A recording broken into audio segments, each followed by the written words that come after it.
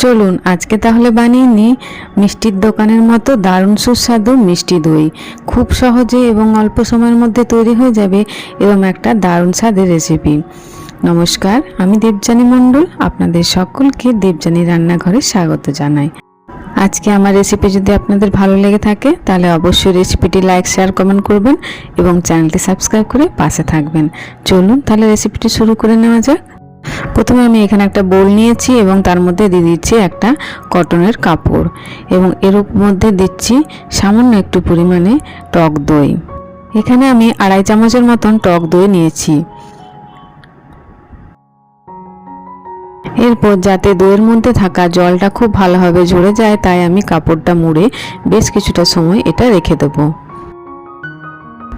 এরপর এখানে একটা কড়াই নিয়েছি, তার মধ্যে আমি দিয়ে দিচ্ছি পুরের মতো দুধ। এই দুধটা আমি আগেও কিছুটা জাল দিয়েছিলাম এবং আবারও কিছুটা পরিমাণে খুব ভালোভাবে ফুটিয়ে নেব।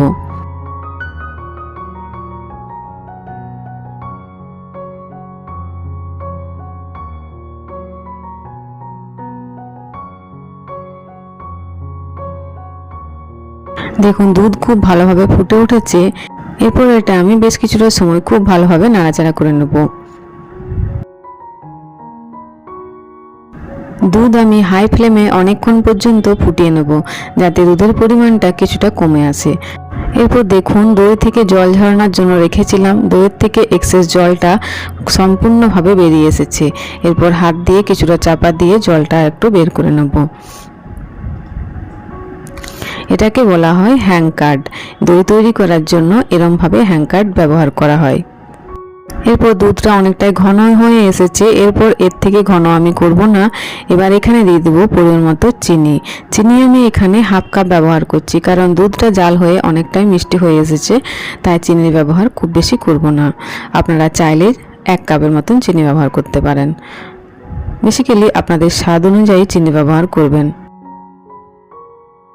দুধের মধ্যে চিনি ব্যবহার করার পর দুধটা অনেকটাই ঘনত্বটা কমে আসবে, তাই এখানে আমি আরও কিছুটা সময় দুধটা জাল দিয়ে নেব।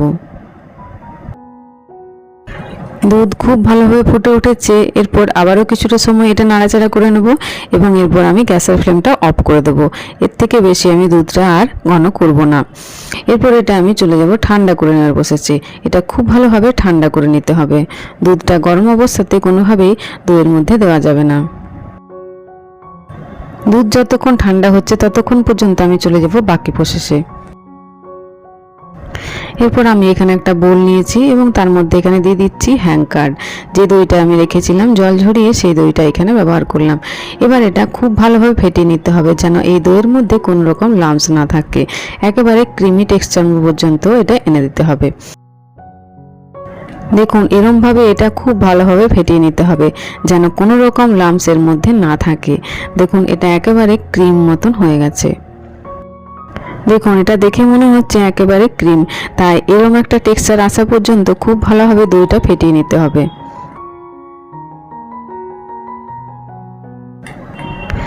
দইটা খুব ভালোভাবে ফেটিয়ে নেওয়া হয়ে গেছে। এরপর আমি আপনাদেরকে দেখিয়ে দিচ্ছি দুধটা কোন পর্যায়ে গরম থাকা অবস্থাতে এই দইয়ের মধ্যে দেওয়া যাবে।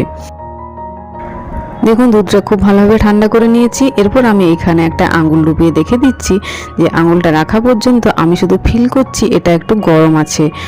দুধটা যখন এরম পর্যায়ে গরম থাকবে তখন আমাদেরকে ফেটিয়ে রাখা দইয়ের মধ্যে দুধটা ব্যবহার করতে হবে।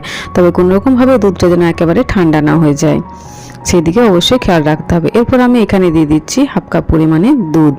এই দুধটা আমি ওই যে দইটা ফেটিয়েছিলাম সেই দইটার মধ্যে খুব ভালোভাবে মিশিয়ে নেব। দেখুন দুধটা খুব ভালোভাবে দইয়ের সাথে মিশিয়ে নিয়েছি।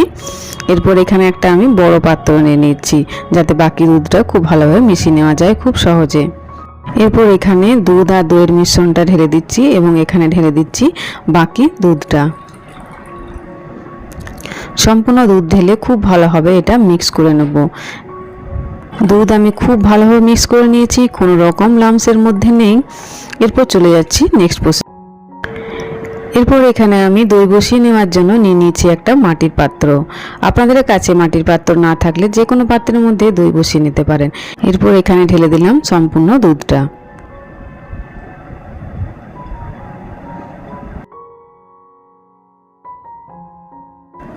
এটা আমি ঢাকা দেওয়ার জন্য একটা ব্রাউন পেপার নিয়েছি।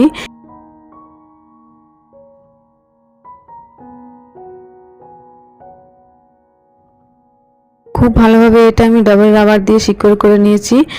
দই বসিয়ে নেওয়ার সমস্ত প্রসেস আমার একেবারে কমপ্লিট। এরপর এটা আমি রেখে দেবো রুম টেম্পারেচারের। আমি আগের দিন রাত্রেবেলা এই প্রসেসটা তৈরি করেছিলাম এবং পরের দিন সকালবেলা আপনাদেরকে দেখিয়ে দিচ্ছি কি সুন্দরভাবে এটা দইটা তৈরি হয়েছে।